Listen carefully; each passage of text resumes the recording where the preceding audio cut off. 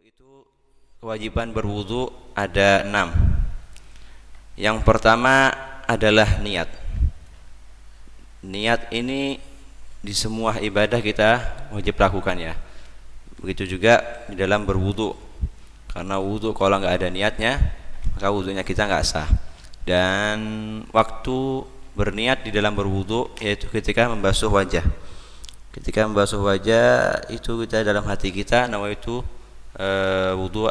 nawaitu wudu'a ila rafil hadas fardhan lillahi ta'ala atau nawaitu taharata lis-shalah. Itu hukumnya wajib karena ada hadis Rasulullah innamal a'malu binniyat. Kemudian kewajiban yang kedua adalah membasuh wajah. Membasuh wajah. Wajah itu batasannya mana aja?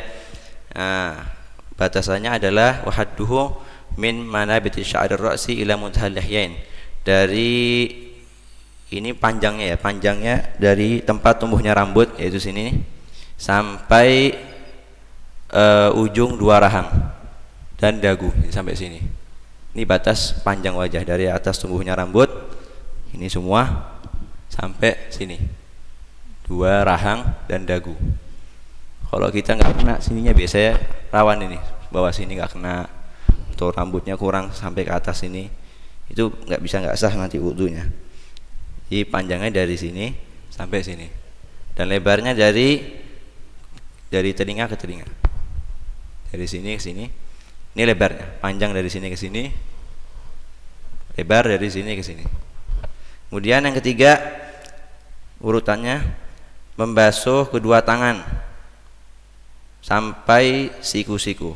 Jadi dari sini sampai sini, lebih dilebihin ya, sunnah dilebihin sampai sini, sunnah sampai sini kalau tangan.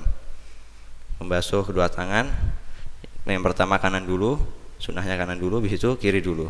Jadi dari sini semua harus kena. Sela-sela ini harus diperhatikan. Kuku-kuku yang kotor biasanya hitam-hitam belum dibersihin harus dibersihin. Jadi dari sini sampai sini harus kena semuanya. Lebih daripada siku ini, sunnah dilebihkan. Jangan sampai pas ini toh. Nanti tawan ininya nggak kena juga, dilebihin sampai sini. Kemudian yang keempat, mashu syai'in min basyaratir ra'si, mengusap sebagian dari kulit kepala atau rambut itu sendiri. Jadi hatta satu helai saja ya, cukup satu helai sudah cukup. Atau membasuh yang nggak punya rambut botak itu, ya kulit kepala saja, basuh sedikit itu sudah cukup. Diusap ya, bukan dibasuh. Basuh itu mengalirkan air. Usap ya, basahin tangan pakai air, kemudian diusapkan sini cukup satu helai nggak apa. Atau yang sunnahnya ya semua ini yang biasanya dipraktikkan sama guru-guru kita itu sunnah. Kemudian yang kelima adalah membasuh kedua kaki sampai mata kaki, kedua mata kaki.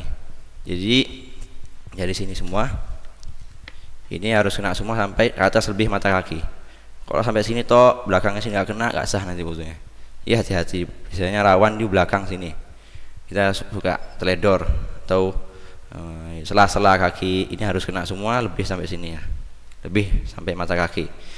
Yang keenam adalah tertib, at-tertibu ala hadhil kaifiyah, urut. Jadi nggak boleh kita yang pertama tangan dulu, habis itu langsung muka, nggak boleh, harus urut dari muka, tangan, kepala, kaki, semua harus urut. Jadi harus urut. Yang pertama adalah niat ketika membasuh wajah itu. Ini membasuh wajah ini, kemudian tangan, dua tangan, mengusap kepala, kaki. Itu semuanya harus urut satu-satu, nggak boleh loncat-loncat karena nanti nggak sah wudunya dalam mazhab Syafi'i seperti itu ya. Mungkin ada tambahan dari antum Sananam.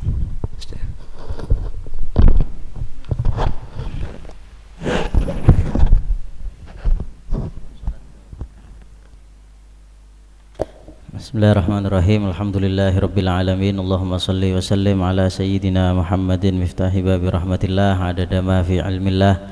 Salatan wa salaman daimaini bidawami mulkillah wa ala alihi wa sahbihi. Pertama kita membahas toharoh ya, bersuci. Bersuci itu dibagi menjadi dua. Ada bersuci dari hadas, ada bersuci dari najis. Jadi yang kita sucikan itu hadas ada kalanya yang kita sucikan adalah najis, itu bersuci. Ada para ulama menyebutkan ada tambahan bersuci itu seperti benda-benda najis yang berubah menjadi suci itu nanti banyak. Jadi intinya bersuci itu ada dua, bersuci dari hadas dan bersuci dari najis. Pertama, bersuci dari hadas. Hadas itu dibagi menjadi dua. Ya, ada hadas kecil, ada hadas besar. Hadas kecil di dalam Safinatun Najah itu adalah ma'aujabal wudu. Setiap perkara yang mewajibkan wudu itu namanya hadas kecil. Kalau hadas besar, ma'aujabal guslah. Setiap perkara yang mewajibkan mandi itu hadas besar. Itu kalau dilihat dari perkara yang mewajibkan. Tapi kalau dilihat dari perkara yang diharamkan bagi orang yang berhadas, hadas itu ada tiga. Yang pertama adalah hadas kecil, dilihat dari perkara-perkara yang diharamkan bagi orang yang berhadas, yaitu orang yang tidak punya wudu. Maka di situ ada beberapa perkara yang diharamkan bagi orang yang tidak punya wudu. Kemudian tambahan lagi orang yang berhadas atau istilahnya tengah-tengah, yaitu orang yang junub, mimpi basah, atau melakukan hubungan suami istri. Ini selain yang haram bagi orang yang berhadas kecil, ada tambahan perkara yang diharamkan. Nah, yang terakhir adalah hadas besar. Ini dilihat dari perkara yang diharamkan bagi orang yang berhadas. Apa itu? Yaitu haid dan nifas. Nah, ini besar. Kemudian tadi hadas kecil adalah sesuatu yang mewajibkan wudu, itu namanya hadas kecil. Perkara yang mewajibkan wudu itu para ulama menyebutkan ada 4. Kalau di sebagian ada yang menyebutkan 5, ada yang menyebutkan 6, tapi kalau digabung jadi 4. Dan selain 4 ini tidak ada. Yang pertama adalah al-khariju min ahadis sabilaini, perkara yang keluar dari jalan dua, jalan depan atau jalan belakang. Ini membatalkan terhadap wudu. Rihan kana au ainan, yang keluar itu angin atau benda, itu batal. Baik yang keluar itu perkara yang jarang keluarnya, darah misalnya, atau kerikil, itu membatalkan terhadap wudu. Ya, jadi sesuatu yang membatalkan wudu yang pertama adalah al khariju min ahadis sabilaini. Kemudian yang kedua, bahkan para ulama itu menyebutkan walau kanal kharij rihan minal kubul gitu. Katanya orang itu mengeluarkan angin dari kemaluan depan, perempuan ya. Itu membatalkan juga kalau diyakini. Kalau tidak diyakini, ragu misalnya, itu tidak membatalkan terhadap wudu. Ini saya ini mengeluarkan angin apa enggak ini? Maka hukumnya tidak batal, karena bisa membatalkan itu kalau diyakini. Kalau tidak diyakini maka tidak batal. Kemudian yang kedua yang membatalkan adalah zawalul akli, hilangnya akal. Hilangnya akal ini bisa disebabkan gila. Kalau gila ini mutlak batal. Ada disebabkan epilepsi, ayan atau semaput, itu mutlak batal. Ada juga tidur. Lah kalau tidur ini tidak mutlak. Tidur itu bisa membatalkan kalau posisi orang yang tidur itu tidak tidur duduk yang merapatkan pantatnya ke tempat duduknya. Nah, kalau orang tidur duduk, duduknya rapat, yang aman dari keluarnya sesuatu dari kemaluannya, nah itu duduk yang seperti ini, tidur dalam keadaan seperti itu tidak membatalkan terhadap wudu.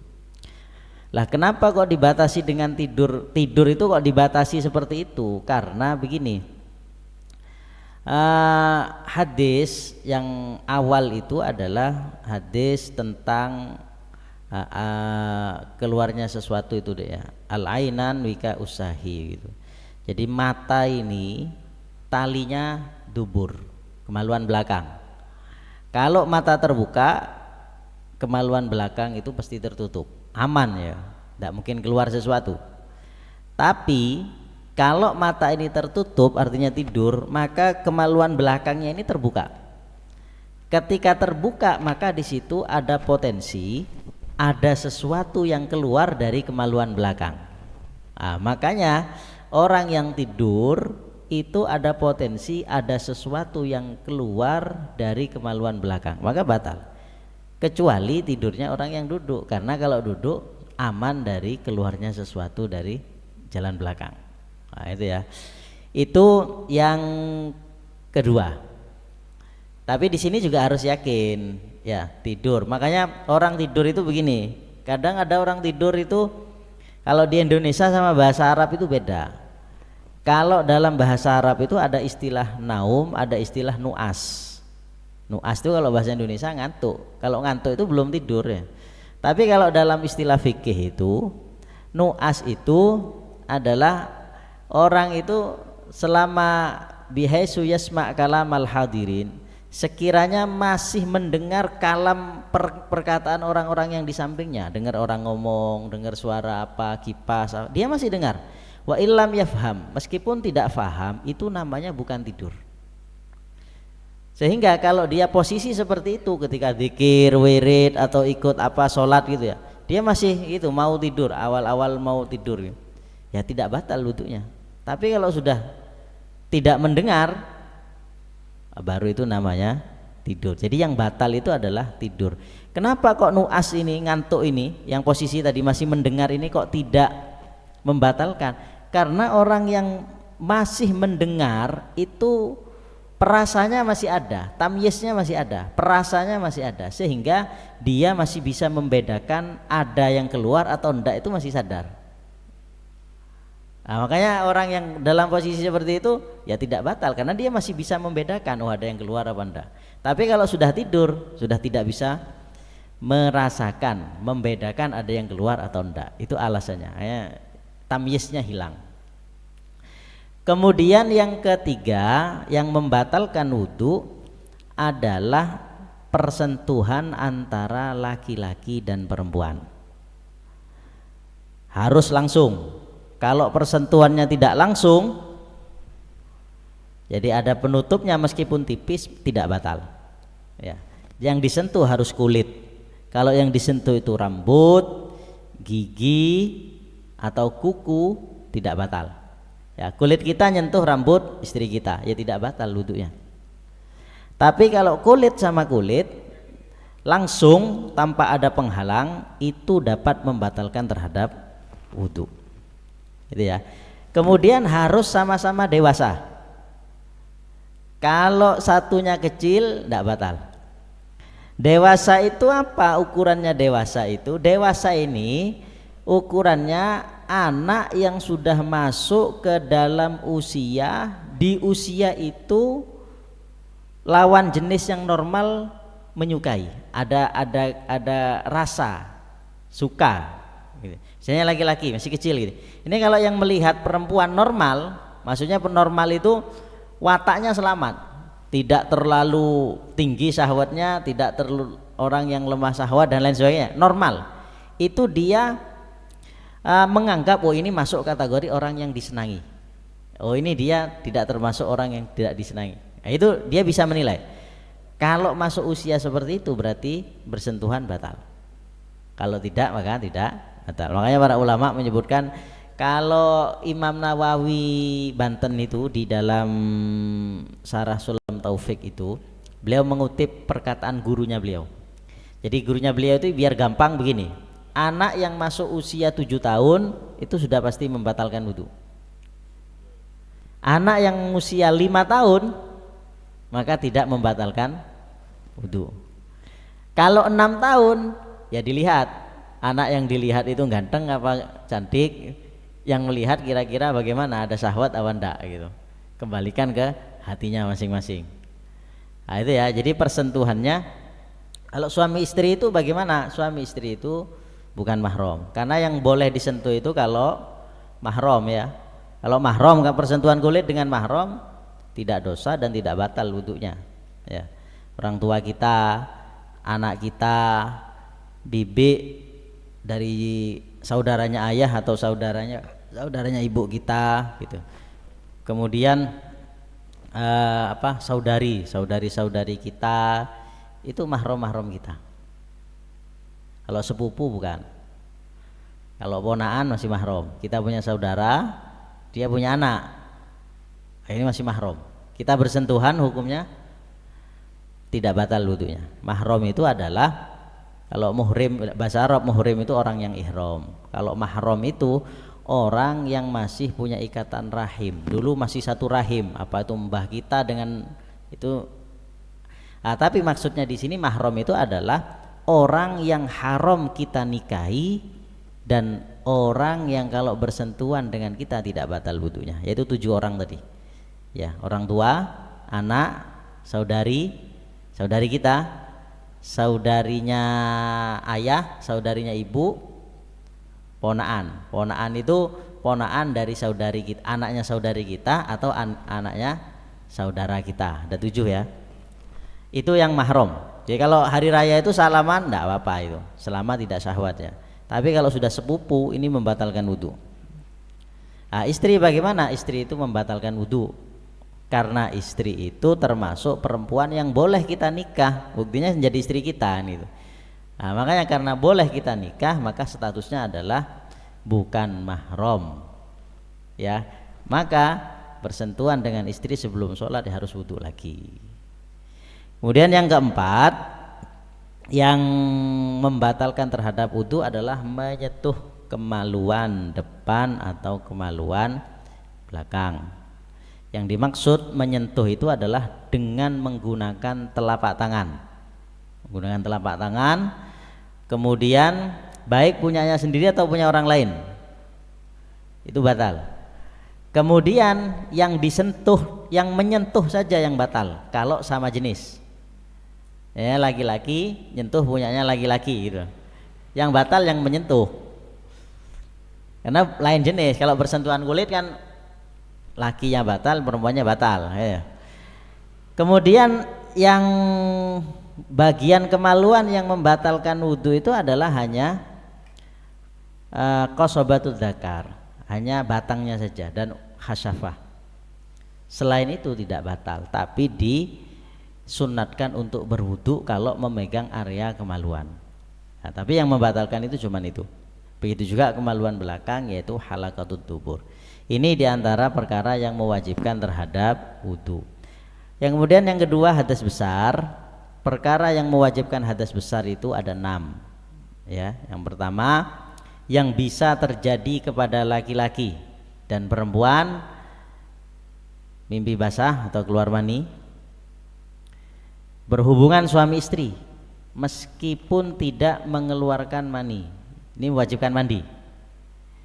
Kemudian yang ketiga mati, laki dan perempuan dimandikan. Yang tiga khusus bagi perempuan, haid, nifas, melahirkan. Melahirkan kenapa wajib mandi? Karena orang yang melahirkan itu sama seperti orang yang mengeluarkan mani, karena anak ini asalnya adalah mani. Maka anak sama seperti maniyun munakidun, mani yang sudah jadi, sehingga dilahirkan, dikeluarkan. Yang mengeluarkan, yang melahirkan wajib mandi. Kemudian bersuci yang kedua adalah bersuci dari najis. Ya, bersuci dari najis. Bersuci dari najis itu hukumnya wajib apabila dia mau melakukan sholat atau melakukan ibadah yang di situ harus suci dari najis. Tapi selain itu tidak wajib, kecuali penyebab orang itu terkena najis adalah karena disengaja. Ya, jadi at-tadammuh bin najasah, sengaja mengotori badannya dengan najis, itu wajib disucikan segera itu. Kenapa? Karena orang ini dengan mengotori badan dengan najis berarti dia melakukan maksiat. Lah kemaksiatan ini bisa hilang kalau segera disucikan, itu ya. Tapi berbeda dengan masalah bersuci dari hadas besar yang karena zina. Itu tidak wajib segera itu. Misalnya ada orang waliyadzubillah berzina itu. Kan berhadas besar ini. Wajib mandi langsung apa tidak? Mandinya wajib tapi tidak harus langsung. Kenapa? Karena meskipun dia tidak mandi, maksiatnya sudah tidak ada gitu. Maksiatnya kan perzinahan gitu. Maka tidak ada kewajiban harus mandi langsung. Tapi kalau najis, dia mengotori diri dengan najis dan haram. Kalau tidak dibersihkan maksiatnya masih ada itu. Karena badannya masih najis gitu. Kemudian najis itu dibagi menjadi 3 ya. Ada najis itu najis yang ringan. Najis ringan itu namanya mukhaffafah. Najis ringan itu kencingnya bayi laki-laki yang belum mengkonsumsi apa saja, apapun selain ASI ya, atau makanan tapi tujuannya bukan untuk makanan pokoknya, untuk tahnik kayak gitu. Ada ulama datang, kita ngambil berkahnya, akhirnya dikasih kurma, itu enggak apa-apa. Nah, kencingnya anak-anak yang belum berusia 2 tahun. Nah, ini kencingnya namanya mukhaffafah. Najis mukhaffafah itu cara menyucikannya tidak harus mengalirkan air. Kan normalnya kalau ada najis itu pingin suci itu kan dialirkan air. Ini enggak. Jadi najis kencing bayi ini sudah kering ini, tapi belum disucikan. Ya sudah, kita cuci saja dengan disiram saja tanpa harus mengalir, itu sudah cukup. Yang penting airnya rata. Nah, itu ya. Itu ringan. Kalau yang najis berat itu adalah najisnya najasatul kalbi wal khinzir, najisnya anjing dan najisnya babi. Apapun darahnya, kemudian keringatnya atau bulunya yang basah yang kita sentuh, itu najis. Najisnya najis berat, maka harus disucikan dengan 7 kali basuhan, yang salah satu basuhannya harus bercampur dengan debu atau tanah. Nah, itu berat. Kemudian yang normal najis mutawassithah. Najis mutawassithah itu kalau Imam Nawawi di dalam Kasyifatus Sajja itu menghitung ada 20 najis macamnya. Ya mulai dari darah, kencing, kotoran dan lain sebagainya. Itu ada 20 najis. Lah najis yang mutawassithah ini para ulama membagi menjadi 2. Ada yang berbenda, ada yang sudah tidak ada bendanya. Kalau berbenda namanya ainiyah. Ini najis, baju kena najis, najisnya kotoran misalnya, kotoran ayam, benda najisnya masih ada, maka harus disiram sampai hilang najisnya. Ini hilang, bau, rasa dan warna pada baju yang kita sucikan itu harus hilang, karena benda najisnya masih ada ya. Benda najisnya kita masih ada, mau kita sucikan ya harus hilang bendanya. 3 sifat ini harus hilang. 3 sifat, bau, warna dan rasa. Yang kedua, najis itu adalah najis hukmiyah. Najis hukmiyah itu najis tinggal hukumnya saja, bendanya sudah tidak ada. Ini ada kena najis, cuman sudah lama, akhirnya baunya hilang, rasanya hilang, rasa najisnya hilang, warnanya hilang. Tapi hukumnya tetap najis karena belum disucikan. Nah, ini namanya najis hukmiyah, tinggal hukumnya saja. Lah cara menyucikannya tinggal disiram 1 kali, yang penting mengalir itu sudah selesai, suci. Nah, itu ya. Kemudian najis ini bisa menajiskan terhadap benda lain kalau keduanya sama-sama basah atau salah satunya yang basah.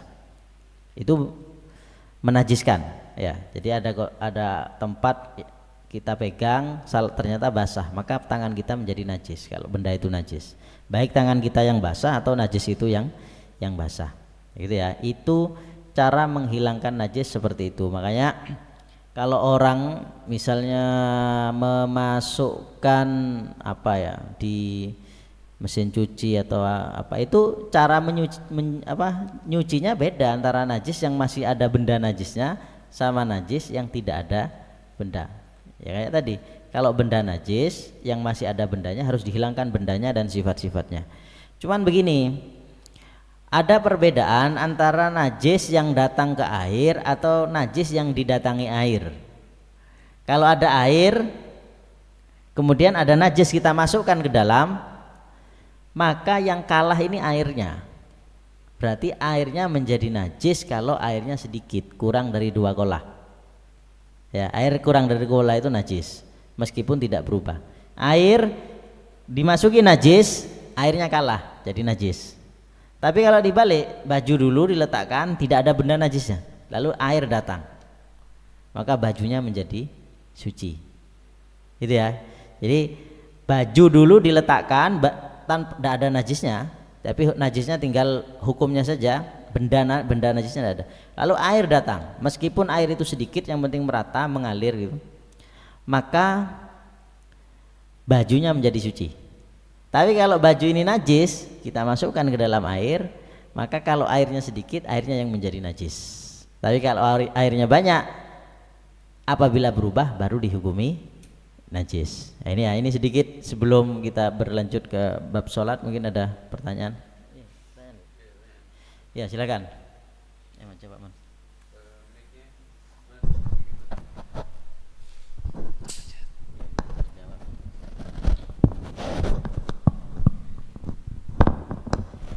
Ya.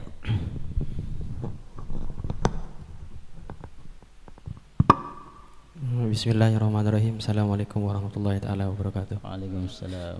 Syukron ala fursatikum. Ya. Terima kasih waktunya Ustadz. Mohon izin bertanya tentang masih dalam lingkup masalah toharoh. Iya. Lebih tepatnya dalam masalah wudhu yang mana airnya itu berubah. Jadi deskripsi masalahnya gini Ustadz. Ada air gak kurang dari 2 kolah, kita mutlakkan saja 3 kolah. Iya. 3 kolah. Tapi airnya itu berubah Ustaz. Berubahnya kurang dari 2 kolah apa? Lebih. 3 kolah. 3 kolah. Ya. Ya. Lebih dari 2 kolah. Berubahnya dengan air, dengan sabun. Jadi air itu bukan air mutlak lagi. Bukan air mutlak lagi. Seperti yang kejadian biasanya di pesantren-pesantren. Ya. Apakah air itu masih dihukumi air mutlak atau sudah berubah, air berubah yang sudah tidak bisa lagi untuk digunakan berwudu? Air sabun ya. G. Warnanya sudah berubah. Warnanya sudah berubah. Keruh gitu. G. Sudah putih lah, sudah putih. Terus yang kedua, apa sih batasan air bisa dikatakan air mutlak? Terima kasih.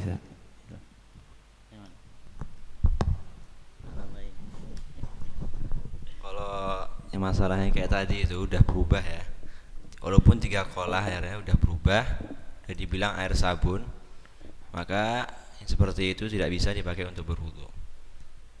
Nah, jadi kalau misalnya perubahannya hanya sedikit ya, jadi sekiranya, jadi dikatakan air mutlak itu sekiranya air ini mesti dibilang air itu loh, air murni, bukan air sabun, bukan air jeruk atau air teh.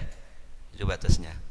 Jadi sekiranya kita lihat ini air bening, mesti dianggap ini air nih, bukan air jeruk, bukan air sabun, itu mesti bisa dipakai untuk berwudu. Kalau masalah yang kayak tadi itu udah berubah itu sama sekali, maka tidak boleh taharah pakai air seperti itu. Tambahan. Jadi air mutlak ya, saya langsung jawab dua-duanya. Air mutlak itu adalah kalau di takrib itu kan yang wal miyahul lati yutatahharu biha sab'u miyahin ya, itu. Air yang bisa digunakan untuk bersuci itu ada 7 air kan gitu kan. Kemudian di situ ada pembahasan. Pembahasannya masalah pembagian air. Jadi air itu ada air yang suci menyucikan, itu air mutlak. At-tahhir fi nafsihi wal mutahhiru li ghairihi al musamma bil ma'il mutlak. Air ini suci, tapi bisa digunakan untuk menyucikan yang lain. Oh, ini namanya air mutlak. Ada air yang cuman suci saja, tapi tidak bisa digunakan bersuci, ya bukan air mutlak. Atau air najis, bukan air mutlak. Air yang suci saja tapi tidak bisa digunakan untuk bersuci itu ada 2, para ulama menyebutkan. Yang pertama adalah al-ma'ul mustakmal, air bekas. Air yang kita sudah bersuci bekas yang menetes dari tubuh kita, ini namanya air yang sudah dipakai bersuci. Ini mustakmal, ini sudah tidak bisa dipakai lagi untuk bersuci. Tapi diminum dan lain bisa karena suci. Yang kedua adalah al-mutaghayyir, air yang berubah.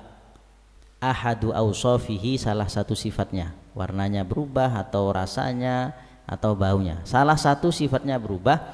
Bima khalatahu, harus dengan sesuatu yang mukhalid. Mukhalid itu campur dengan air. Bihaisu la yutamayyaz, la yumayyaz fi ra'yil ain. Jadi benda ini larut di dalam air. Tepung misalnya atau kopi, itu kan ketika masuk ke air kan kita tidak bisa membedakan, ini sudah nyatu dengan kopi. Syaratnya harus itu. Jadi kalau ada kayu wangi masuk ke air, ini kan tidak menyatu kan ya. Airnya berubah jadi wangi, ini tidak masalah. Meskipun berubah tapi tetap bisa menyucikan. Syaratnya ini yang pertama tadi ya, berubah salah satu sifatnya. Kemudian bima khalatahu, perubahannya harus dengan benda yang larut di dalam air. Kemudian taghayyurnya harus fahish, perubahannya harus parah.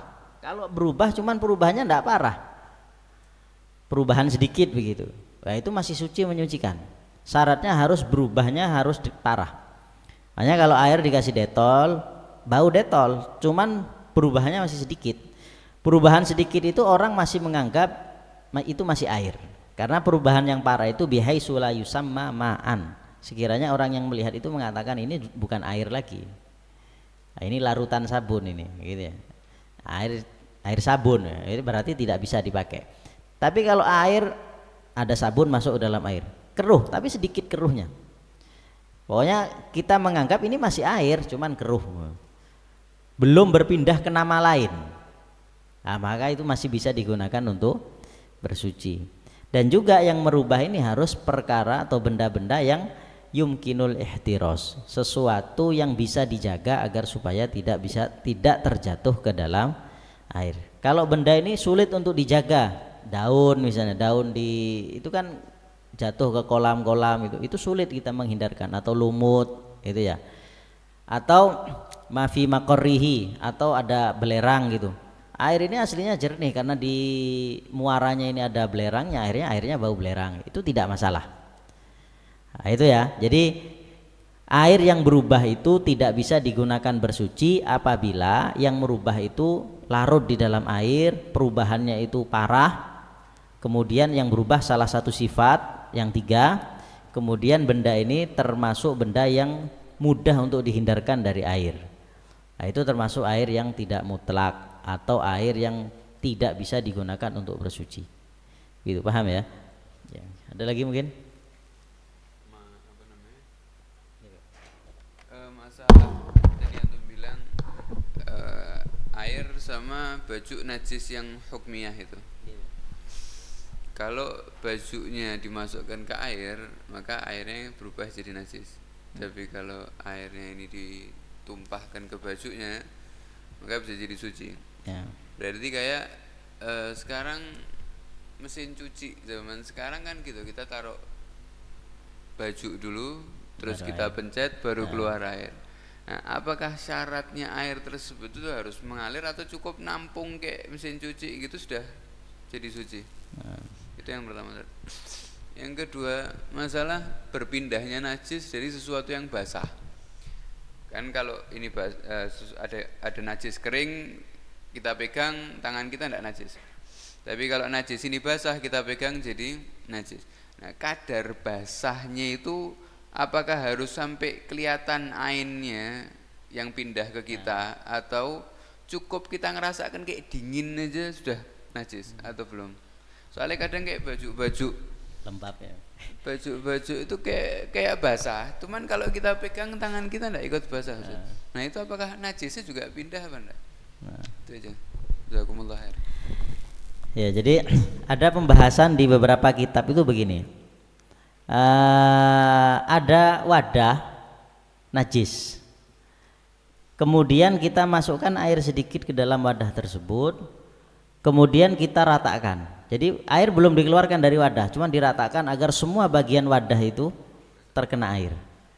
Itu air yang ada di dalamnya ini masih bisa digunakan untuk menyucikan bagian-bagian di dalam wadah yang belum tersentuh air. Makanya diratakan gitu. Itu artinya air ini yang sedikit itu menyucikan bagian wadah, dan air ini tetap bisa menyucikan, belum dihukumi mustakmal selama tidak dikeluarkan dari wadah. Nah, itu ya. Makanya dalam masalah ini mesin cuci itu kalau yang manual itu memang harusnya pakainya begitu. Jadi baju itu yang najis itu harus tidak ada airnya dulu, baru diletakkan ke mesin cuci, baru kemudian air. Karena kalau yang diletakkan sabun cuci dulu, air masuk belum merata ke bagian najis, air sudah mengalami perubahan. Nah, itu ya. Makanya yang kayak yang manual, yang lama, mesin cuci yang lama itu baju ini, atau boleh yang agak sulit ya, disucikan dulu, disiram dulu, baru dimasukkan mesin cuci. Berarti masuk dalam keadaan suci. Atau masuk dalam keadaan najis tapi tidak ada benda najisnya. Jadi ini najis, cuman benda najisnya sudah tidak ada. Masuk ke dalam mesin cuci, baru dimasukkan air. Ketika dimasukkan air, maka status baju kan sudah hukumnya suci. Baru airnya belum dihukumi mustakmal karena belum terpisah dari benda yang dicuci. Air itu dihukumi mustakmal kalau syaratnya bisartil infisol, syaratnya harus pisah. Hanya kalau belum pisah hukumnya masih hukumnya suci. Air ini masih suci, baru kita kasih sabun cuci, baru airnya berubah kan ya. Baru itu statusnya sudah tidak menyucikan lagi. Tapi kan baju sudah statusnya kan sudah suci. Berarti cara seperti ini adalah cara yang benar. Cuman kalau yang baru itu, yang membilas sendiri itu karena yang terakhir itu ada pembilasan. Jadi air itu kan seandainya kita masukkan dalam keadaan najis gitu ya, kemudian kita masukkan rinso, yang terakhir itu pembilasan terakhir itu adalah yang menyucikan, kayak gitu. Katanya kalau yang baru ini cukup gitu. Karena yang terakhir itu meskipun baju statusnya najis, seandainya airnya juga najis juga gitu, karena ada pembilasan terakhir yang itu air yang datang adalah air yang suci menyucikan. Itu makanya itu cukup sudah yang otomatis langsung gitu. Kemudian masalah yang basah itu memang ada beberapa pembahasan begini. Kalau di dalam kitab-kitab hasyiah itu syaratnya harus yata'athar. Yata'athar itu ada bekas, itu pengaruh. Karena kalau benda ini lembab gitu, kita sentuh lembab, kita merasakan ada basahnya. Cuman kan bagian-bagian yang najis ini tidak ikut ke sini gitu. Dalam masalah ini tidak masalah. Tapi kalau ada yang ikut, jadi batasnya ada yang yata'assar, ada yang membekas di sini. Jadi misalnya ini basah, basahnya itu ada yang menempel di sini. Makanya kalau baju, makanya dalam baju itu kan tidak harus diperas gitu ya. Ini sama dalam permasalahan begini. Dalam masalah adonan yang terkena najis, itu yata'athar. Cuman karena adonannya kental, maka yang harus dibuang hanya ada bagian-bagian yang dikena najis saja. Cuman sisanya tidak. Karena najis ini tidak terpengaruh, sisanya ini tidak terpengaruh dengan bagian yang terkena najis. Artinya najis itu tidak menjalar ketika dalam posisi seperti ini. Nah, maka dalam permasalahan banyak ya, contoh-contoh itu banyak. Seperti kalau orang mulutnya najis itu loh, dia cara mensucikan bagaimana? Cara mensucikannya kan dengan memasukkan air ke dalam mulut, gitu ya.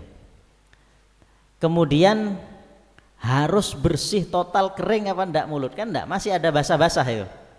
Nah, ya. Kemudian orang yang mulutnya najis, kemudian dia meludahkan semua bagian najis yang ada di mulut, itu yang tersisa itu hukmiyah apa ainiyah itu? Padahal masih basah gitu. Itu namanya hukmiyah. Gitu ya. Tapi ketika ludah kemudian keluar, ludah itu menjadi najis. Makanya dalam masalah ini perkara basah yang bisa menajiskan, najis atau tangan kita yang basah kalau ia ta'athar. Karena adalah beberapa permasalahan ketika sudah yaitu dalam banyak pembahasan ketika tidak ia ta'athar itu tidak ada bekas di tangan kita. Ini basah lembab gitu biasanya dalam masalah lembab. Jadi karena di teman-teman di pondok itu membahas kata lembab itu apa gitu loh. Apakah ketika sudah diperas itu statusnya lembab atau sudah dikeringkan biasa cuman masih belum diperas gitu ya, masih agak basah, itu namanya lembab. Maka ketika ditanyakan baju atau lembab itu bisa menajiskan enggak, ketika itu najis, ketika disentuh menajiskan apa enggak, ya maka sulit, karena kata lembab itu sulit dibatasi. Apa lembab itu? Ya batasannya yaitu kalau ia ta'athar, kalau ada pengaruh yang ada bekas yang menempel dari benda-benda yang najis itu maka hukumnya menajiskan. Tapi kalau tidak maka tidak harus kering total gitu. Yang penting lembab, yang penting tidak ada yang ia ta'athar, itu tidak menajiskan gitu ya. Makanya ketika dipegang begini tidak ia ta'athar, tidak ada yang bekas. Tapi ketika kita remaks gitu, akhirnya ada yang membekas, ya berarti jadi najis itu. Kan benda najisnya kan berpindah, ada yang menyentuh ke sini kan. Nah, gitu. Jadi seperti itu yang batasan-batasan itu. Ada lagi mungkin?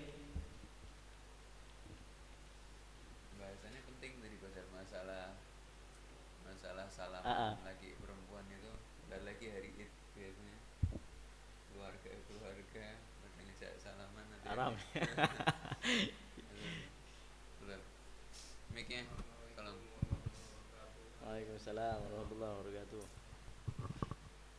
Ustadz, saya mau tanya masalah sewaktu kita buang BAB ya, itu ada yang pernah bilang ke saya itu kita bersihnya harus masukin ke dalam lubang dubur maksudnya, kurang lebih 1 sentian lah.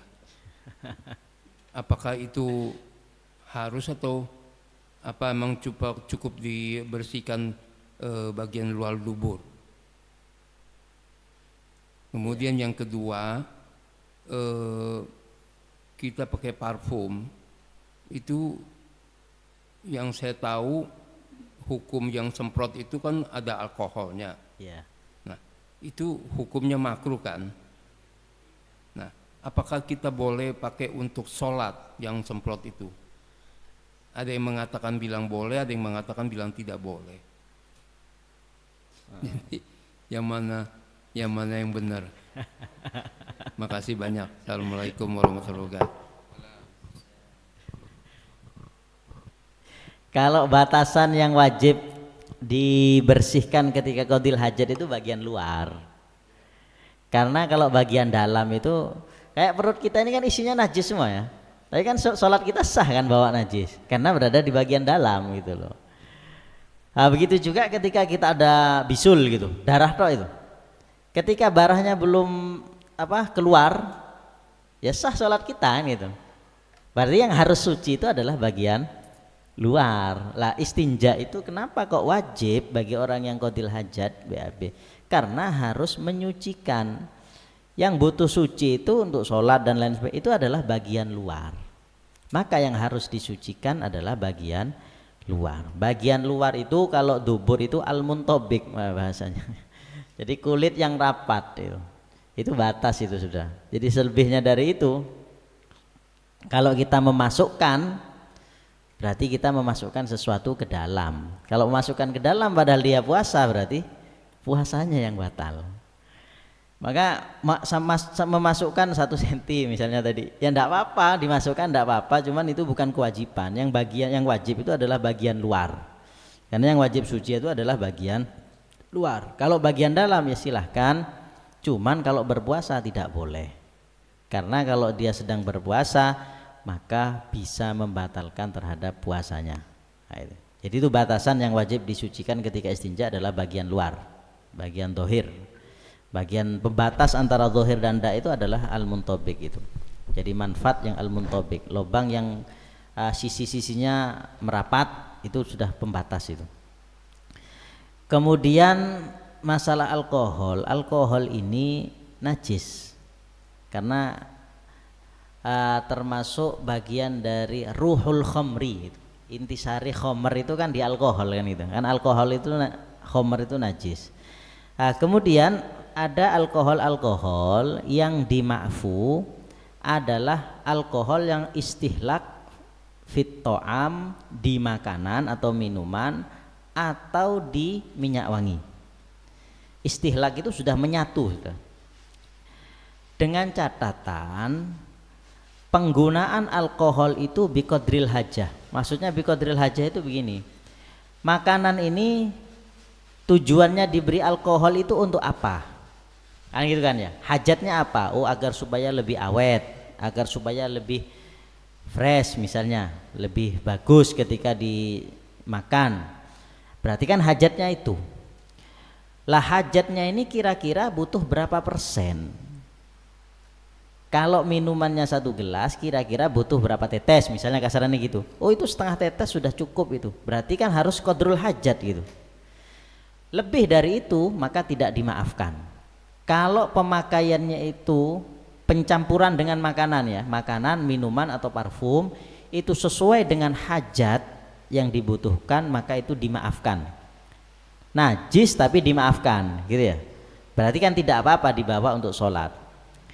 Nah, makanya sebagian ulama mengatakan lebih baik kalau sholat jangan pakai yang seperti itu karena itu tetap najis, cuman dimaafkan ya gitu. Nah, cuman batasannya sampai mana? Sesuai dengan hajat, bukan hajat penggunaan, tapi hajat kenapa kok alkohol itu diletakkan di makanan, diletakkan di minuman. Hajatnya untuk apa? Nah, biasanya untuk supaya lebih awet dan lain sebagainya, maka itu harus sesuai dosis. Kalau melebihi maka tidak dimaafkan karena ma'fu itu harus sesuai dengan hajat ya. Harus sesuai dengan kadar hajatnya. Jadi menggunakan minyak semprot yang beralkohol itu ya tidak apa-apa ketika sholat selama kadar alkoholnya itu hanya sesuai dengan kadar yang dibutuhkan yang ada di minyak tersebut, maka itu dipakai, tidak menajiskan karena dima'fu, baik minyak wangi atau makanan gitu. Bisa dipahami ya? Ada lagi mungkin? Ya. Matur suwun Ustaz. Assalamualaikum warahmatullahi wabarakatuh. Waalaikumsalam warahmatullahi wabarakatuh. Badhe tanglet Ustaz mau bertanya terkait dengan apa niku? Kotoran cecak atau cicak niku kali lowo atau kelelawar. Kasusnya begini Ustaz, ketika fulan itu ada tugas atau berkewajiban untuk menjaga atau sebagai perawat masjid lah, itu notabene masjid itu niki kula nggih napa niku di napa di masjid itu menggunakan mungkin mazhab lain ngoten Malikiyah atau kasarannya ngeten Muhammadiyah. Kan saya pernah dengar dari ustadz saya itu kalau Muhammadiyah lebih pada fikihnya ke Maliki ngoten.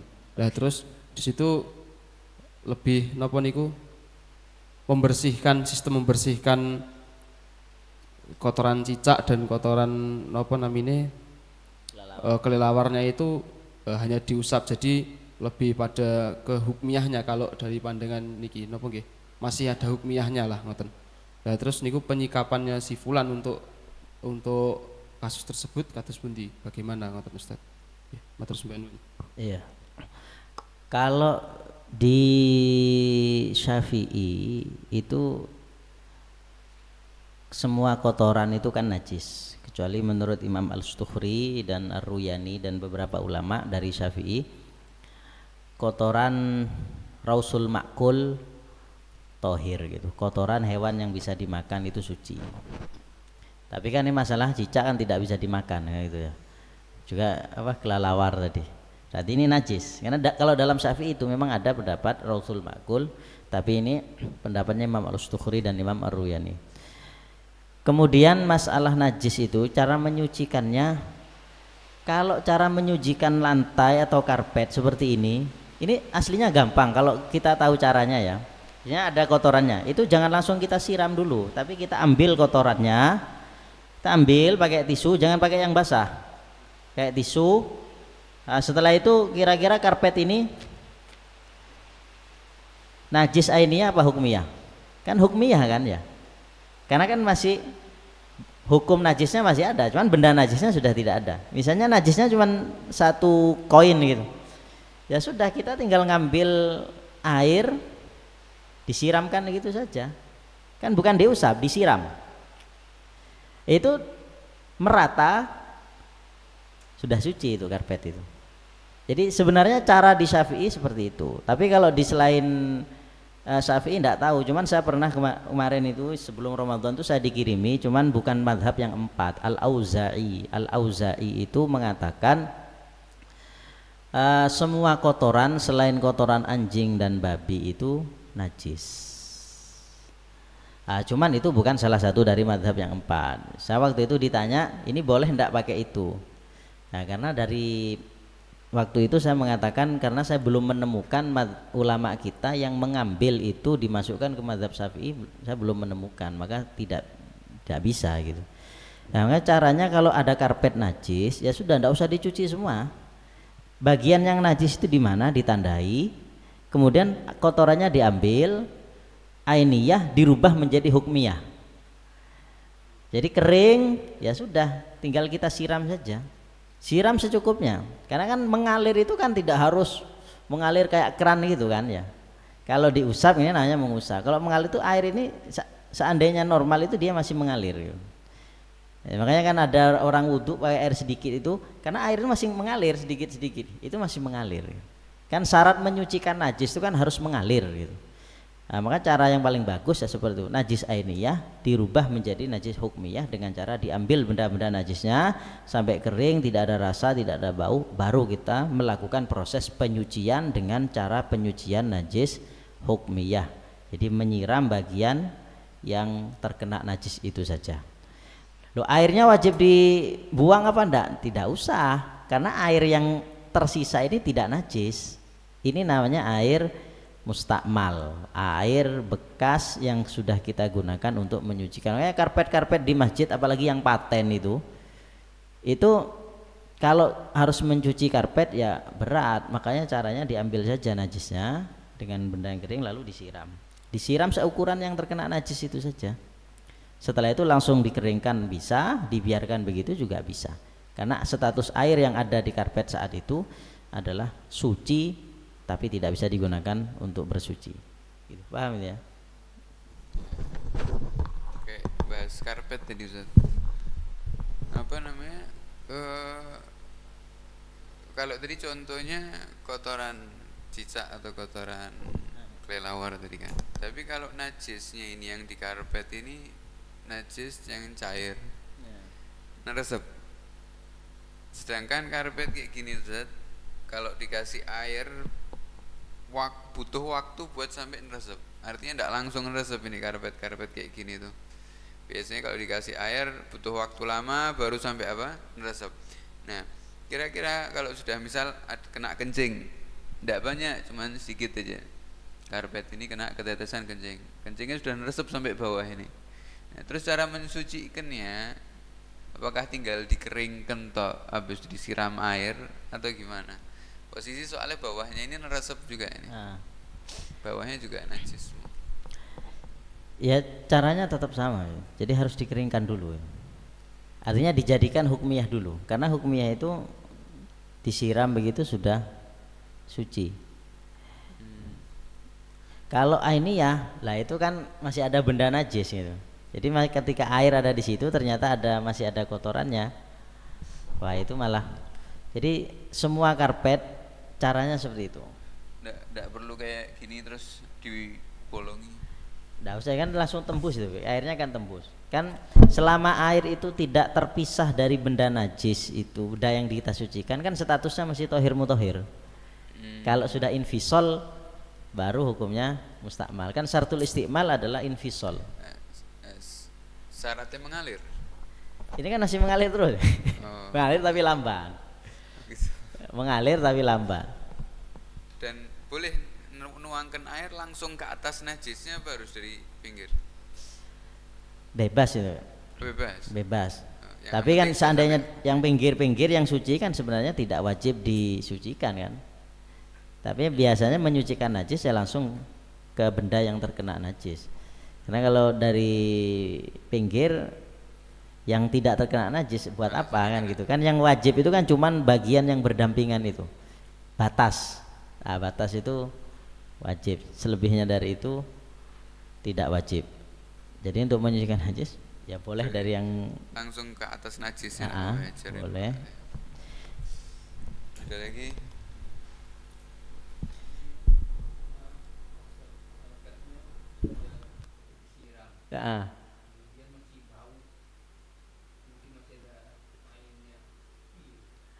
Ya itu kesalahan itu.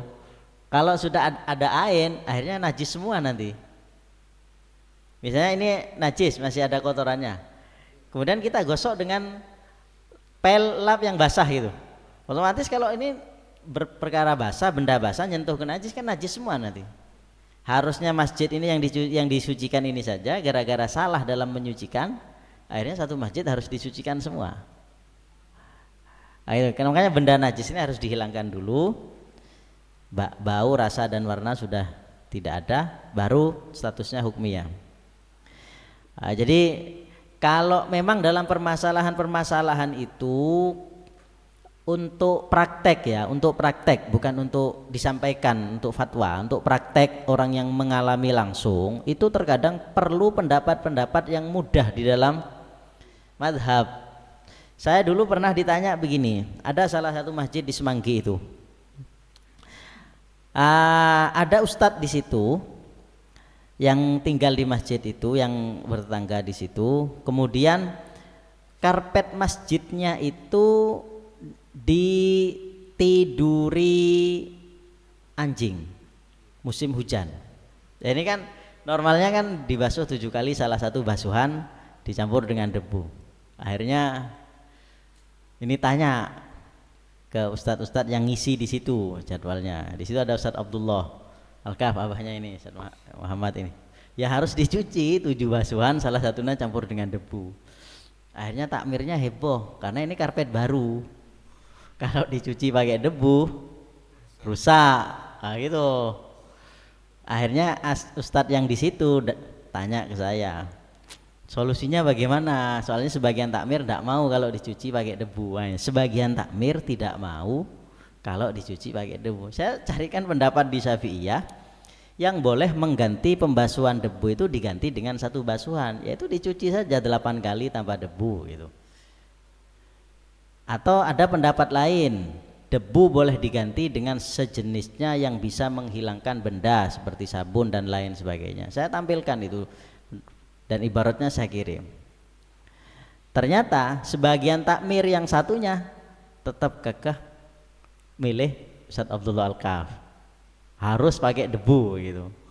Kan sebagian takmir kan, oh ini tidak bisa pakai debu kayak gitu. Ayo tak kasih solusi. Yang tak kasih solusi ini mau mempraktekkan ini, pengurus yang lain tidak mau, harus pakai debu gitu.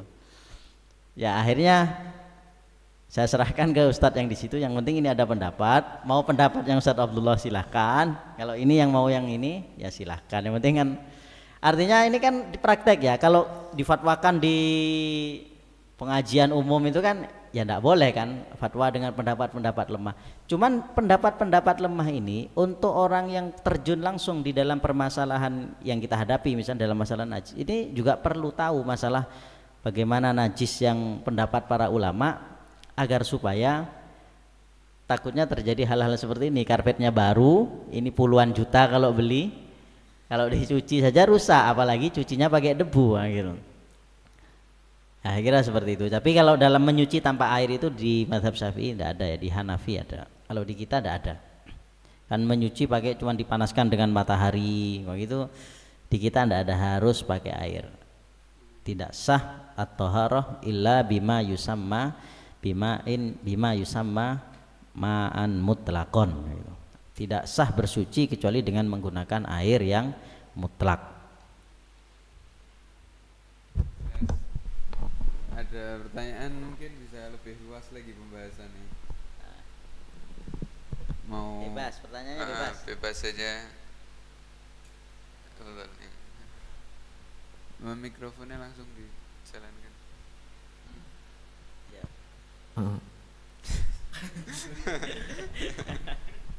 Izin bertanya Ustadz. Umumnya kan kita tahu ya Ustadz, kalau di barat itu WC klosetnya itu buat membersihkan cuma pakai tisu tok. Nah, gimana kalau kita terjebak dalam kondisi kayak gitu? Sedangkan buat selain buang air besar, buang air kecil pun kita setahu saya kemaluan depan itu juga wajib untuk dibasuh. Itu gimana hukumnya Ustaz? Ya. Kalau dalam istinja itu bisa menggunakan air, bisa menggunakan sejenis batu atau benda padat, termasuk tisu kering. Cuman ada syaratnya. Syaratnya itu kalau laki-laki enak, kalau perempuan hampir tidak bisa pakai batu. Syaratnya diantara kotoran yang keluar itu tidak melebihi hasyafah atau ujung kemaluan. Itu namanya istinja. Jadi cebok. Jadi cebok itu boleh pakai air, boleh pakai tisu kering atau semisalnya. Yang penting bukan basah padat gitu ya. Itu boleh diantara syaratnya kotoran yang keluar tidak melewati ujung kemaluan. Karena kalau sudah melewati namanya bukan istinja, namanya menyucikan najis. Kalau menyucikan najis harus pakai air. Gitu ya. Kalau cebok maka boleh pakai air, boleh pakai tisu. Maka dalam masalah ini ketika syarat-syarat bolehnya istinja bil hajar, cebok dengan semisal batu itu terpenuhi, maka dia boleh istinja dengan menggunakan alat tersebut, tisu. Tapi kalau tidak terpenuhi syaratnya, maka ceboknya ini harus menggunakan air. Lah terus bagaimana kalau tidak memenuhi syarat? Kan biasanya orang itu tidak aturan, misalnya dalam qadil hajat kemana-mana najisnya, ya, tidak hanya berada di bagian ujung kemaluan. Kalau berak biasanya juga kemana-mana nempelnya. Lah bagaimana kalau menggunakan tisu kering itu? Kalau menggunakan tisu kering tetap hukumnya tidak suci, artinya tetap najis.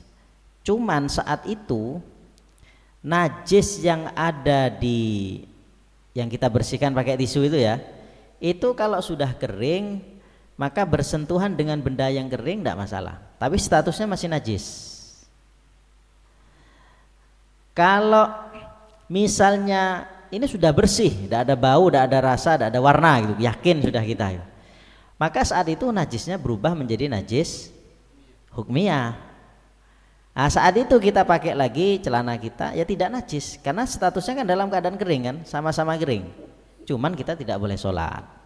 Ketika mendapati air baru kita tinggal menyiram. Jadi statusnya seperti itu. Jadi menyucikan najis itu tetap harus pakai air. Kemudian kalau pakai tisu maka tidak menyucikan, tapi bisa menjadikan bagian yang ada itu bisa menjadi najis hukmiyah, atau di situ bisa menjadikan kering sehingga ketika bersentuhan dengan benda yang kering yang lain tidak menajiskan. Nah, kalau langsung sholat ya maka hukumnya tidak sah karena masih najis. Kecuali yang cebok tadi ya, yang istinja tadi, istinja bil hajar atau istinja dengan tisu kering itu meskipun dia tidak membersihkan kemaluan dengan air tidak apa-apa kalau statusnya istinja, karena istinja itu tujuannya lil istighfaf, meringankan najis. Jadi najisnya sudah dianggap ringan oleh para ulama sehingga meskipun tidak pakai air tidak apa-apa. Tapi kalau bukan istinja yang memenuhi syarat, bukan istinja bil hajar, istinja dengan tisu yang tidak memenuhi syarat, kan namanya menyucikan najis kan. Intinya itu. Jadi kalau kotorannya tidak kemana-mana maka kita membersihkannya itu namanya istinja. Tapi kalau kemana-mana berarti kita membersihkan itu namanya bersuci. Kalau bersuci ya harus suci pakai air. Kalau istinja boleh pakai tisu, bisa langsung sholat, wudhu sholat, itu kalau istinja. Bisa dipahami ya? Ada lagi? Cek pertanyaan bebasnya. Iya bebas. Gini Ustaz, mohon maaf karena kan kita sekarang hidup di era globalisasi. Jadi bukan seakan-akan ya, dunia hanya di dalam genggaman, yaitu di ponsel ya, telepon genggam. Jadi semua yang ada di dunia ini kita bisa ketahui dengan cara mengesernya atau membagikan lewat media sosial gitu. Deskripsi masalahnya gini Ustaz, gimana kami ketika kami mendapatkan sebuah video yang mungkin video ini dapat membuat fitnah. Contoh fitnahnya gimana? Video horor semuanya Ustaz, video horor. Ketika kita menge-share video tersebut, orang yang dapat video tersebut akan seumpamanya takut untuk berangkat ke masjid atau takut untuk melaksanakan silaturahmi atau yang lainnya yang berkaitan dengan syariat. Apakah hukum kita nge-share video itu dihukumi haram apa boleh? Itu sudah dipastikan. Maksudnya ini pasti menimbulkan fitnah atau masih diragukan? Karena kan masyarakat kita beda-beda Ustaz. Ada yang enggak, juga, yang nge-share itu, waktu nge-share itu dia yakin ini akan menimbulkan fitnah, dugaan kuat atau hanya ragu ini fitnah apa enggak? Bisa dimutlakkan jawabannya, bisa ditafsir jawabannya Ustaz. Kalau fitnah gimana, kalau enggak fitnah gimana? Ini hukum ya, bukan masalah anjuran. Kalau anjuran kan nanti di fiqh dakwahnya ya. Kalau dalam masalah seperti itu, kalau ada dugaan kuat atau keyakinan itu haram. Ya selama fitnahnya tadi kan fitnah itu macam-macam kan ya. Yang ditimbulkan itu adalah sesuatu yang haram, maka sebab yang menjadi sebab terjadinya perkara haram itu haram. Paham ya, maksudnya fitnah itu kan macam-macam. Fitnah dalam arti umum ya. Fitnah kayak gambar perempuan.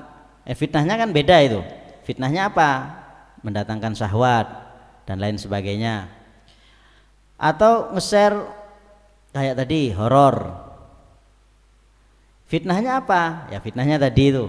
Nah tinggal yang ditimbulkan ini yang dilihat adalah sebuah kemaksiatan atau bukan. Gitu ya. Sekarang kalau kemaksiatan sekarang, maka dilihat orang yang menyebarkan ini ketika dia menyebarkan ada dugaan kuat atau keyakinan akan terjadi fitnah gara-gara ini. Kalau seperti itu hukumnya maka hukumnya haram. Tapi kalau tarafnya masih ragu maka hukumnya makruh. Sama seperti orang menjual benda apa saja yang bisa digunakan untuk bermaksiat. Kalau dia meyakini pembeli ini akan digunakan untuk kemaksiatan atau punya dugaan kuat, maka hukumnya haram. Karena di situ ada unsur menjadi penyebab atau membantu terjadinya kemaksiatan. Tapi kalau makruh ragu maka hukumnya makruh gitu ya. Sama di bulan Ramadan juga begitu. Ada orang ini jual makanan di siang hari, kira-kira yang makan ini orang yang tidak puasa apa enggak gitu. Atau dia orang yang memang diperbolehkan untuk tidak puasa gitu, karena di pinggir jalan. Itu tergantung dugaan keyakinan orang yang menjual, meskipun kenyataannya berbeda gitu ya, meskipun kenyataannya berbeda. Itu dalam masalah hukum. Atau sama seperti kalau dulu di pondok itu dibahas masalah, ada pertanyaan masuk dulu, masalah orang yang menjual pakaian perempuan. Rata-rata orang jual pakaian perempuan kan membuka aurat gitu. Itu hukumnya bagaimana? Ya maka kalau dia punya keyakinan pakaian ini pasti dipakai oleh orang yang membeli ini di luar rumah di hadapan orang, ya haram kita menjualnya. Nah, gitu. Tapi kalau kita punya keyakinan pakaian yang dibeli ini pakaian terbuka ya, aurat yang terbuka, ini akan dipakai di dalam rumah atau di hadapan suaminya, maka hukumnya tidak apa-apa. Tapi kalau memang diragukan, belum ada kepastian, tapi memang benda ini termasuk mengarah ke situ gitu, bisa digunakan untuk ke sana gitu, ragu apakah ini akan digunakan untuk maksiat atau enggak, maka itu hanya sebatas makruh. Itu saja, semuanya dalam masalah ini seperti itu ya. Tapi kalau dalam masalah fikih dakwah beda. Kalau di fikih itu kan memang paten seperti itu kan ya. Kalau di dakwah itu kan yang dilihat maslahah kan ya, mana yang lebih maslahah, mana yang dorornya lebih sedikit, mana yang sesuai dengan visi misi dakwahnya dan lain sebagainya. Biasanya pertimbangannya lebih banyak. Tapi kalau di hukum seperti itu, antara yakin atau ghalabatul dzan itu hukumnya haram, tapi kalau masih diragukan maka hukumnya makruh.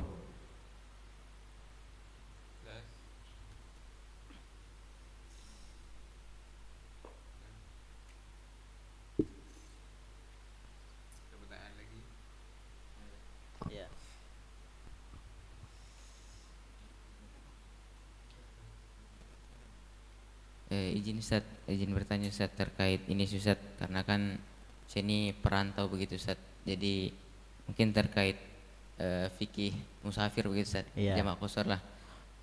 Semisal begini Ustaz, kan saya ini kan dari Merauke begitu Ustaz, kemudian terbang ke Jogja Ustaz. Nah, kalau sudah sampai di Kulon Progo, maksudnya belum masuk kota Jogja begitu Ustaz, apakah saya masih bisa dapat rukhsah untuk jamak dan qashar ini Ustaz, atau sudah tidak boleh karena sudah masuk ke wilayahnya Jogja walaupun dia beda kabupaten? Daerah dari mana? Kulon Progo? Iya, maksudnya terbang dari Merauke sampai Kulon Progo. Apakah di Kulon Progo itu saya masih dapat atau tidak Ustaz? Terima kasih. Iya. Jadi selama statusnya masih musafir itu boleh mengqashar, boleh menjamak. Kan jamak qashar itu adalah bagian dari rukhsah yang diperbolehkan, yang diperuntukkan orang yang berstatus musafir.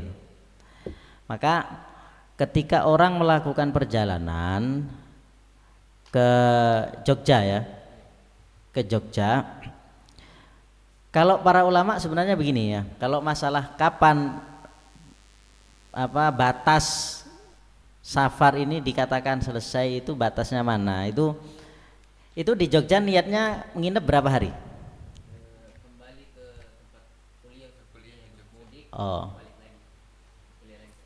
Berarti sudah 4 hari lebih ya. Niat memang nginepnya di sana lebih dari 4 hari. Maka perjalanannya ini bisa dikatakan selesai kalau dia sudah sampai di batas desa. Kalau di kita itu sur di batas. Lah mengenai batas desa ini, kalau makna aslinya batas desa. Desanya apa gitu loh. Jadi sebelum masuk ke batas desa statusnya masih musafir. Cuman sebagian ada yang mengatakan lebih berhati-hati, jangan diartikan desa lah, artikan kecamatan saja gitu. Ada yang lebih berhati-hati kalau Ustaz Alwi kota. Sebelum sampai ke kotanya maka masih statusnya musafir. Tapi kalau sebelum masuk kota, batas kotanya, musafir kalau sudah masuk ke batas kota maka tidak usah qashar, tidak usah jamak gitu. Tapi maksudnya itu adalah desa.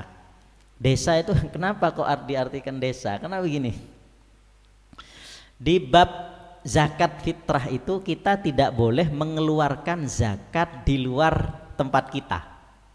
Iya. Maksudnya di luar tempat kita itu bagaimana?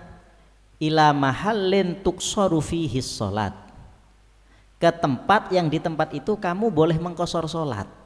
Orang boleh mengqashar sholat itu kalau sudah keluar dari batas desa, kan gitu ya. Berarti kalau kita orang Solo, zakatnya di Solo mana saja boleh nanti. Itu ya, kalau mengikuti maksudnya desa itu adalah kota. Padahal yang dimaksud itu adalah desa. Bahkan bisa jadi dusun. Itu ya. Karena dalam masalah qashar itu ada ibtida'us safar, permulaan perjalanan bagi ahlul khiyam, bagi orang yang tidak punya rumah. Jadi dia satu qabilah tempatnya pakai kemah-kemah. Sekarang berkemah di mana? Itu kalau dia melakukan safar, status musafirnya setelah melewati mujawazatul hillah, setelah melewati kemah-kemahnya baru dia statusnya musafir, tidak harus melewati kota. Itu aslinya seperti itu. Atau dalam masalah Jumatan, fil balad harus ada 1 Jumat. Lah kalau balad ini diartikan satu kota, berarti satu Solo harus satu tempat untuk pelaksanaan Jumatan ya. Ternyata balad itu maksudnya kota itu bukan itu, tapi desa. Makna yang sebenarnya itu. Cuman kalau kita mendengar ada dai atau ulama mengatakan batas kota itu supaya kita ini tidak gampangkan gitu. Tidak gampangkan itu supaya berhati-hati. Itu maksudnya itu.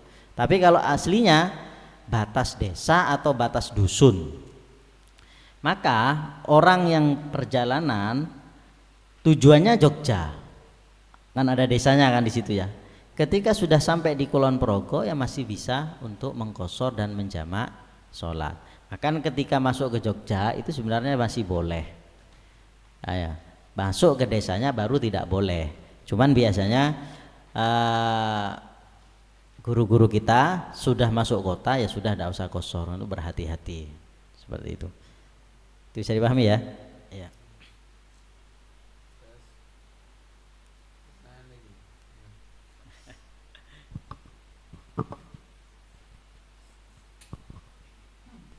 Oh, izin bertanya, saya Anang dari Ngawi Ya. Tentang yang disinggung tadi tentang zakat.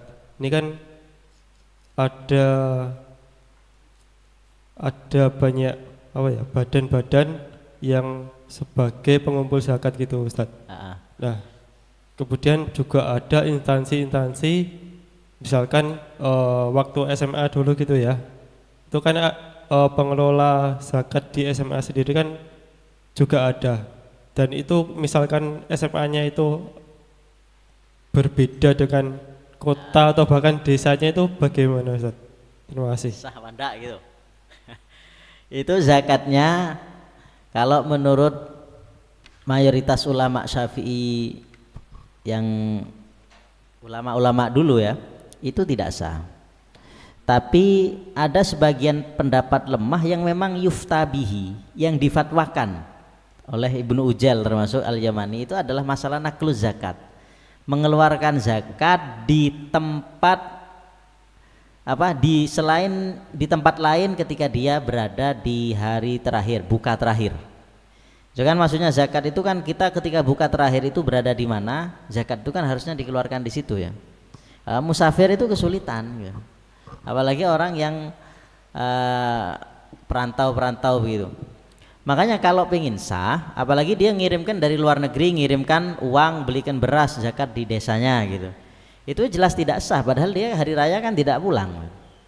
Itu harusnya tidak sah. Cuman dalam mazhab Syafi'i yang difatwakan itu adalah pendapat yang lemah dalam masalah ini oleh Imam Ibnu Ujail Al-Yamani, diantaranya boleh memindah zakat dari tempat dia berada ketika terbenamnya matahari di hari terakhir di bulan Ramadan.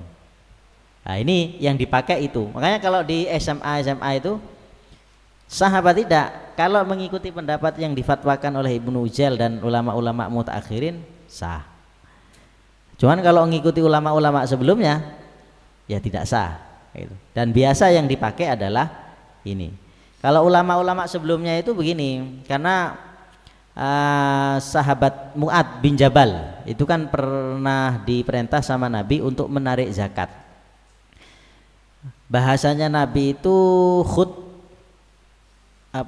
as-sadaqah min agniyaihim wa turaddu ila fuqaraihim. Ambil zakat dari orang-orang kaya kalian di desa tersebut, di daerah tersebut, lalu kembalikan kepada orang-orang fakir di daerah tersebut gitu loh. Nah, makanya selama di daerah tersebut masih ada fakir miskin, zakat tidak boleh dialihkan keluar. Kalau tidak ada baru bisa dialihkan keluar. Tapi menurut Imam Ibnu Ujail, ulama mutaakhirin dan banyak ulama mutaakhirin ini bisa difatwakan meskipun pendapat yang lemah. Artinya disampaikan di halai alamai tidak apa-apa, apalagi cuma diamalkan pribadi gitu. Ini pendapat Imam Ibnu Ujail. Jadi ngikuti Imam Ibnu Ujail itu saja, biar zakatnya tetap dihukumi sah. Kayak masalah zakat tadi Ustaz. Ketika ada orang dia misal tenaga kerja di luar negeri, dia tinggal di daerah mayoritas jelas non muslim, tidak ada muslim sama sekali. ketika hari Idul Fitri dia tidak pulang, Ramadan di sana sampai Id di sana, otomatis dia wajib zakat, ya kan? Dan nakalnya sudah antum jelaskan tadi itu. Kalau kita pakai pendapat ulama yang pertama, otomatis dia wajib mengeluarkan di negara itu. Tapi dia tidak dapat muslim yang fakir. Ada orang fakir, ada orang miskin, tapi non muslim semuanya. Apakah dengan seperti itu kewajiban zakat jatuh karena tidak ada yang menerimanya, atau dia tetap wajib zakat pakai menurut pendapat yang pertama tadi? Kalau menurut pendapat yang pertama tetap wajib, tapi cari daerah yang terdekat. Jadi kan aturan zakat kalau pendapat yang pertama itu, kalau zakat itu harus disalurkan di daerahnya. Ketika daerahnya sudah tidak ada mustahik, maka dipindahkan kepada daerah sekitar. Kalau belum ada lagi, terus aturannya seperti itu. Tapi kalau pakai mustahik naklu zakat tadi, hukumnya sah. Cuman permasalahan nanti kalau naklu zakat itu ya, kalau di luar negeri itu bedanya begini. Kalau dia di Arab misalnya, kerja di Arab, yang dimakan setiap hari ini bukan beras gitu. Zakatnya di Indonesia beras ya, harusnya kan gandum atau apa gitu yang jadi makanan pokoknya dia gitu.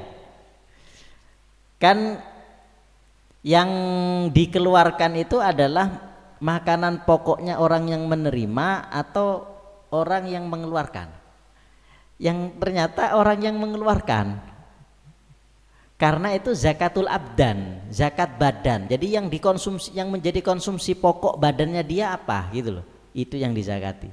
Beras ya beras, harusnya begitu, karena gandum. Nah ini kok beras, ya ini mengikuti pendapat yang lemah lagi gitu. Jadi menggabung beberapa pendapat ya. Harusnya kan apa yang menjadi makanan pokoknya dia, menjadi makanan badannya dia, itu yang dikeluarkan. Nah sekarang dia sudah berganti makanan pokok gitu. Karena di Arab misalnya, atau yang di daerah-daerah yang makannya roti gitu. Ternyata zakatnya di Indonesia itu juga berpindah lagi, maksudnya tidak sampai keluar mazhab ya, karena di Syafi'i juga masih ada gitu. Jadi makanan pokoknya orang yang menerima zakat itu masih ada yang mengatakan boleh.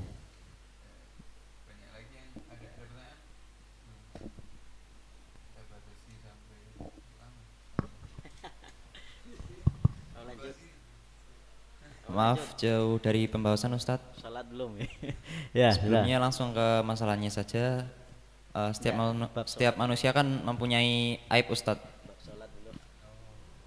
Ketika kita mempunyai sahabat atau saudara yang mengetahui aib kita, dan ketika kita mempunyai masalah terhadap sahabat kita tersebut, kemudian aib kita disebarkan, bagaimana sikap yang paling benar sebagai umat muslim Ustaz? Sikapnya siapa ini? Yang menyebarkan apa yang disebarkan? Korban. Korban. Yeah. Ya, memaafkan. Dan memang itu memaafkan ya. Jadi pahala artinya begini. Kalau orang itu tidak memaafkan, nanti kan di akhirat dia mesti mendapatkan, kalau mendapatkan pahala dari orang yang menggosip tadi atau yang menyebarkan aib kita, yang punya hakul azami kepada kita, atau kalau dia tidak punya kebaikan, dosa-dosa kita kan yang diambil kan gitu. Tapi ketika memaafkan, dia justru mendapatkan sesuatu yang lebih dari itu dari Allah. Itu. Jangan tetap yang lebih utama ya tetap memaafkan. Cuman selain memaafkan, ketika kita sudah tahu, kita harus ada langkah-langkah agar supaya ini tidak terjadi. Ini kan kemungkaran ya, setiap semua kemungkaran kita punya tanggung jawab supaya ini tidak dilaksanakan. Cuman ada dari bahasanya ini, dari bahasanya Ustadz itu begini. Kalau terjadinya kemaksiatan seperti gosip dan lain sebagainya, itu karena penyebabnya adalah kita sendiri gitu. Kita gitu. Gara-gara kita muncullah satu maksiat ini. Ini kita juga mendapatkan dosa gitu. Maksudnya kenapa dia menggosipi kita gitu? Karena kita terang-terangan di dalam maksiat. Maksudnya menjadi penyebab ya. Jadi memang menjadi penyebab. Maka kita yang digosipi ini juga mendapatkan dosa. Kenapa? Ya karena ini penyebabnya munculnya dosa gosip ini karena ada penyebab, dan penyebabnya itu kita melakukan. Itu kalau kurban. Tapi kalau pelaku itu dulu pernah disampaikan sama Ustaz Abdullah bin Ali Al-Kaf. Itu begini. Ini Imam Haddad di kitab Nasoehnya begini katanya. Orang yang mengetahui kejelekan temannya, kemudian dia ceritakan, dia mendapati 2 kesalahan. 1, dia gosip, ya gosipnya itu dosa. 2, berdosanya karena dia tidak menghentikan keburukan yang dilakukan oleh temannya. Harusnya kalau melihat keburukan orang kan tugasnya adalah menghentikan keburukannya, bukan malah menyebarkan. Jadi 2 kesalahan orang yang bergosip. 1, dia bergosipnya menceritakan keburukan orang. 1, dia tidak menghentikan keburukan yang dilakukan oleh temannya.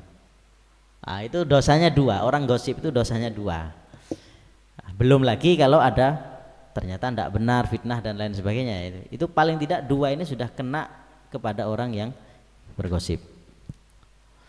Seperti itu. Lanjut keterangan. Apa pertanyaan?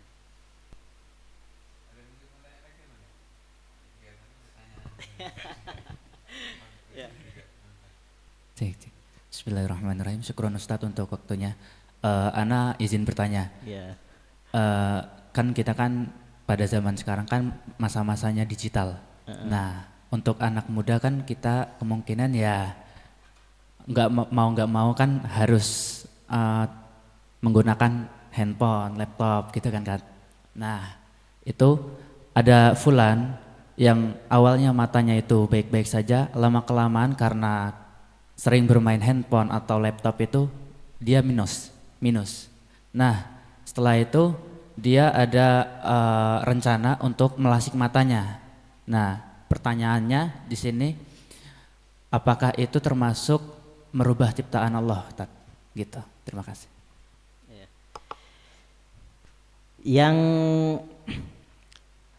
kalau dalam pengobatan itu tidak ada istilah mengubah ciptaan Allah. Ini pengobatan ini ya.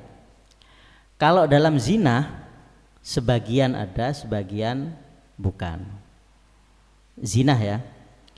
Zina itu menghiasi diri. Kayak rambutnya lurus kemudian dikeriting, itu kan masuk zina ini. Kalau zina ini baru ada istilah mengubah ciptaan Allah. Tapi ada zina hiasan yang tidak sampai mengubah ciptaan Allah.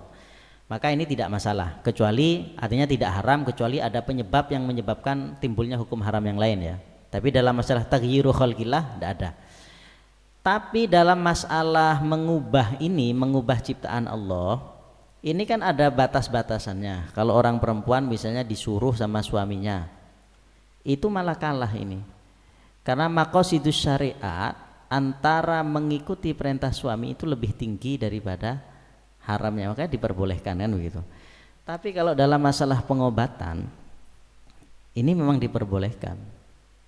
Ya, tidak usah itu ya. Dalam masalah melukai diri, itu kalau dalam pengobatan kan diperbolehkan. Seperti tasqibul udhun, melobangi udhun telinga, itu masih diperselisihkan oleh para ulama boleh apa tidaknya. Kalau bagi perempuan diperbolehkan karena ada unsur zina, ada unsur hiasan. Kalau laki-laki tidak diperbolehkan kan itu. Nah, kalau dalam masalah pengobatan itu diperbolehkan. Karena kalau pengobatan itu kalau jatuhnya tidak darurat, maka jatuhnya ke hajat. Makanya dalam masalah pengobatan itu diperbolehkan. Cuman dalam masalah pengobatan itu ada batas-batas, larangan-larangan yang dibedakan antara hajat dan darurat. Ya, itu ya. Jadi kalau yang sekarang misalnya begini, itu pengobatan yang yang ringan lah. Kalau yang baru itu seperti stem cell gitu. Jadi suntik sel. Nah, itu ya, yang harusnya sudah keriput kembali seger. Kemudian pandangannya yang rabun seger gitu. Ini dalam fatwa-fatwa Darul Ifta di luar-luar, ini masuknya ke pengobatan, sehingga memperbolehkan. Tapi ternyata dalam prakteknya tidak hanya untuk pengobatan, tapi ada tujuan-tujuan yang lain. Makanya yang untuk pengobatan itu diperbolehkan. Tapi untuk selain pengobatan itu ada perincian. Jadi dalam pengobatan itu, tapi tetap ya, jadi tetap yang disuntikkan itu harus sel-sel suci. Ya, sel kan banyak yang sel-sel yang suci, ada yang tidak suci. Jadi yang dimasukkan itu harus yang suci, kecuali memang ini tidak bisa disembuhkan kecuali menggunakan sel yang najis dan lain sebagainya. Maka dalam masalah ini, tapi yang biasa dilakukan itu adalah menggunakan sel najis biasanya seperti itu ya. Api suci tapi harusnya tidak digunakan. Seperti kan ngambil dari ari-ari bayi kan gitu kan yang disuntikkan, atau dari selnya siapa gitu. Kalau manusia kan suci, cuman kan tidak boleh dimanfaatkan kecuali ada tujuan pengobatan, apalagi ada tujuan darurat. Jadi manusia itu suci, cuman anggota badannya tidak boleh dimanfaatkan, kecuali ada di pembahasan fikih kan ada begini, ada orang ini dia akan mati kalau tidak makan, yang ada hanya bangkai temannya di sampingnya, itu kan boleh menggunakan bangkai temannya kan gitu. Ini darurat, dalam masalah darurat. Maka dalam masalah hajat ada beberapa hajat yang disamakan dengan darurat, ada beberapa hajat yang tidak disamakan dengan darurat. Maka dalam pengobatan itu juga pengobatan yang sampai ke taraf darurat. Darurat itu kalau tidak dilakukan lauturika lahalaka gitu. Kalau tidak ditinggalkan ini maka akan mendatangkan kematian atau mendatangkan sesuatu yang menyebabkan kematian. Itu darurat namanya. Di bawah itu namanya hajat. Nah, pengobatan ini ada sebagian masuk darurat, ada sebagian masuk ke hajat. Maka dalam darurat apapun diperbolehkan selama harus yuqaddaru biqadriha, sesuai dengan kadarnya, tidak boleh lebih dengan darurat ya. Kalau hajat itu di bawahnya darurat, ada batasan-batasan nanti di dalam hajat itu tidak bisa disimpulkan, dirumuskan, karena para ulama dalam beberapa bab itu berbeda pembahasan di dalam bab yang lain. Hajat itu banyak ya, hajat orang boleh menggunakan perhiasan karena kalau tidak pakai sakit dan lain sebagainya. Orang boleh makan apa, itu hajatnya beda-beda. Makanya dalam hajat ini tidak bisa dirumuskan dalam satu bahasa gitu. Tapi kalau dalam darurat itu bisa. Kalau darurat itu adalah lauturika lahalaka. Kalau dia tinggalkan ini dia akan mati atau akan menyebabkan terjadinya sesuatu yang mendatangkan kematian. Hajat itu di bawahnya. Hajat itu di atasnya zina. Ya, zina, hajat, darurat. Nah, kalau zina diperbolehkan, apalagi karena hajat, gitu loh. Orang misalnya begini, orang boleh menggunakan wadah yang disepuh ya, yang ditembel dengan tembelan perak ketika besar dan ada hajat. Kalau zina ya tidak boleh. Tapi kalau zina saja boleh, berarti hajat juga boleh. Kalau hajat boleh, darurat apalagi. Ini gitu ya. Nah, dalam masalah ini taghyiru khalqillah ini, dalam masalah pengobatan ini jatuhnya kalau tidak hajat ke darurat, gitu ya. Selama bukan untuk, kalau zina kan tidak boleh, ya. Taghyiru khalqillah li zina kan tidak boleh, untuk menghiasi supaya lebih cantik dan lain sebagainya, itu tidak boleh. Tapi kalau lil hajat maka atau darurat maka itu diperbolehkan.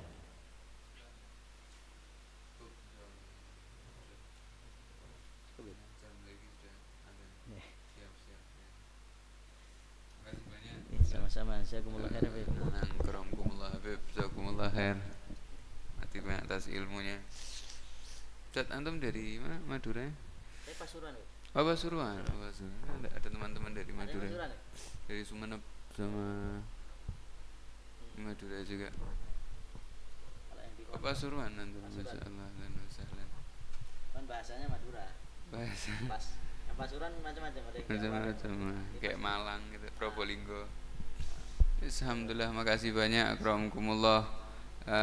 Antum juga kalau mungkin mau lebih lagi dekat sama Ustaz Zainal Arifin, Ustaz Nanang, mungkin bisa minta nomornya nanti Ustaz Nanang.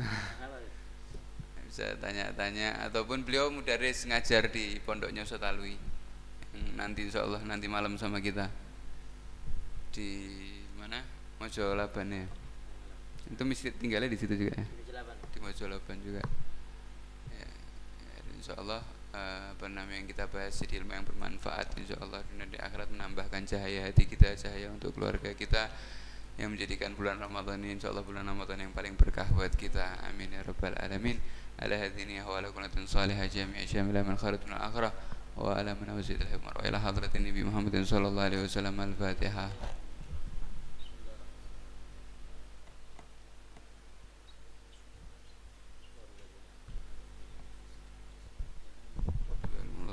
Amin. Ya, persiapan buka, usahakan ketika antum makan buka nanti itu sudah punya wudhu. Jadi setelah buka langsung duduk, bikin soft, kita langsung qomat. Kalau kemarin tuh ya karena kita bablas taklimnya sampai adzan, tidak bisa siap-siap. Ya, sekarang kita ada waktu setengah jam ini buat siap-siap kamar mandi apa semua. Nanti habis adzan langsung naik ke atas buka, setelah buka langsung turun sholat. Jadi tidak masuk kamar mandi kecuali nanti habis makan besar nanti. Wallahu a'lam. Jazakumullah khair. Subhanakallahumma wa bihamdika asyhadu an la ilaha illa anta astaghfiruka wa atubu ilaik.